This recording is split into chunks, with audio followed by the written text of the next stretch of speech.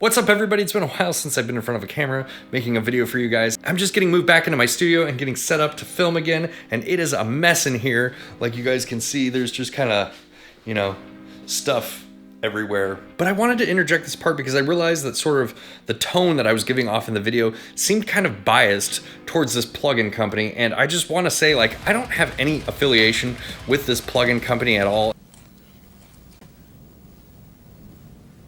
It's like people only do things because they get paid.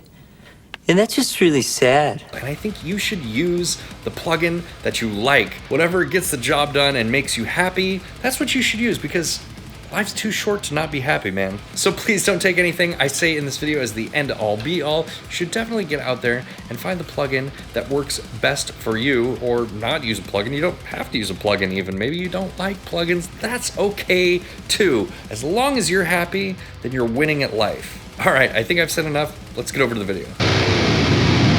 I wanted to make this video today because I get a lot of questions about modelers versus plugins and what I use and why and what the differences are. I also wanted to share with you my current favorite guitar plugin, why I use it, how I use it, and those things all kind of tie together. So right now I'm sitting at my desk, I am tracking guitars, and in this situation I would most typically use a plugin, and there's one reason why: convenience. I have the Quad Cortex right here. It's awesome, it sounds terrific, and I could plug this in. I could even route it so that I could track my clean DI out of it and just use it for the amp sounds for monitoring myself, and that way I have a clean DI, but it is just so much easier to load up a plugin. So to answer those questions about plugins versus hardware and which one I would use in which situation and why, if I'm sitting at my computer doing anything like recording, or even if I'm practicing to my band's songs or something like that, most of the time, like 97.8% of the time, I'm gonna load up a plugin just for the convenience of it. Now, if I wanted to plug into an actual guitar cabinet, because sometimes it's just nice to move some air around, then that's when I would use some hardware, be it the Quad Cortex or the 𝗦𝗡𝗋 or an amplifier or something like that. So hopefully that helps some of you guys out and answer some of your questions. Now, let's talk about my favorite current plugin and why. It's the STL Amp Hub. And no, they're not paying me to say this.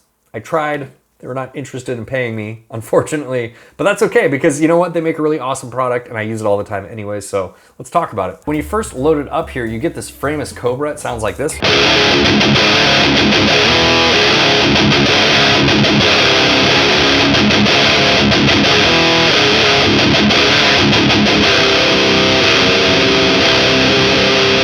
Pretty cool sound, not my favorite sound in the world, but man, the plugin itself just looks really, really good, which is one of the main reasons that I like it. Now, there's a bunch of different plugin companies and they all do things really well, but one of the main reasons that I like the STL Amp Hub plugin is everything is included in one suite. So if I want to swap out amplifiers, like maybe I want to swap this out for a 5150, which we're gonna do here in just a second, but maybe I want to swap out amplifiers, I don't have to close this plugin and open up a new one to do that. It's all in one suite. These are all the different amplifiers that are included with the Amp Hub plugin, but the one that really kind of inspired me to want to make this video was this new one that they released, which is the Meridian 65, based off a PV6505 or 5150. You know, take your choice, it's the same amplifier. And I'm not even gonna list this, I'm just gonna dial this in the same way I would my real 5150 real quick, and let's see what happens here.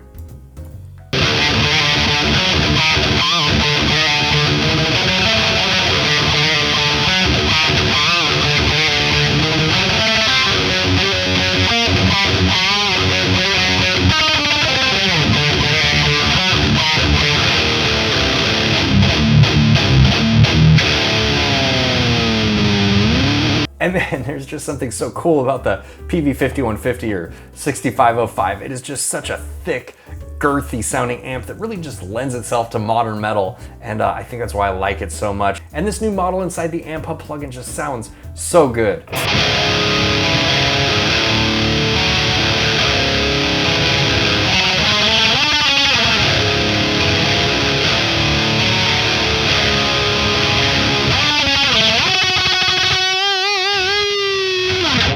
Let's go into the pedal section here really quick. We have this 𝗦𝗡𝗋𝗶 pedal loaded up. Let's swap that out. I do really like that pedal, but let's swap that out for a Fortin 33. It's called the 𝗦𝗑𝗋𝗔66 in the Amp Hub plugin. This is what it sounds like.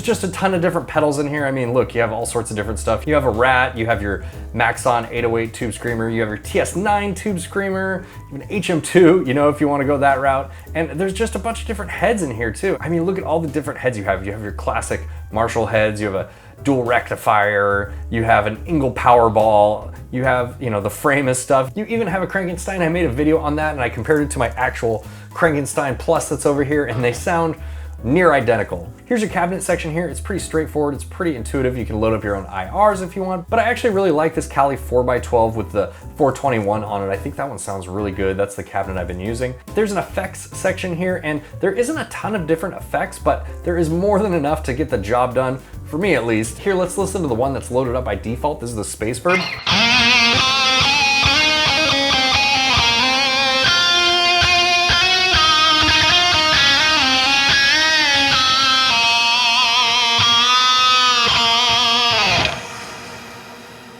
Really great sounding shimmer type reverb. I really like the Neural DSP stuff. I really like the ML Sound stuff. I think their user interfaces look really good. The plugins aesthetically are really nice and sleek, but the convenience of being able to swap out all of my effects or my amps or whatever without having to load up a different instance of a plugin is just really nice. And that's why I prefer this one.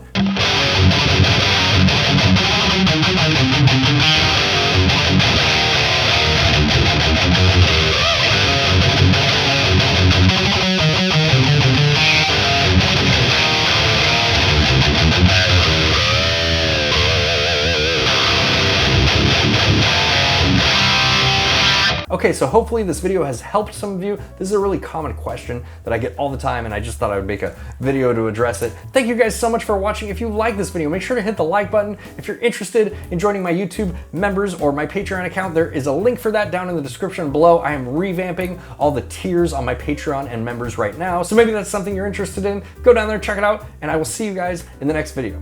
Bye, guys.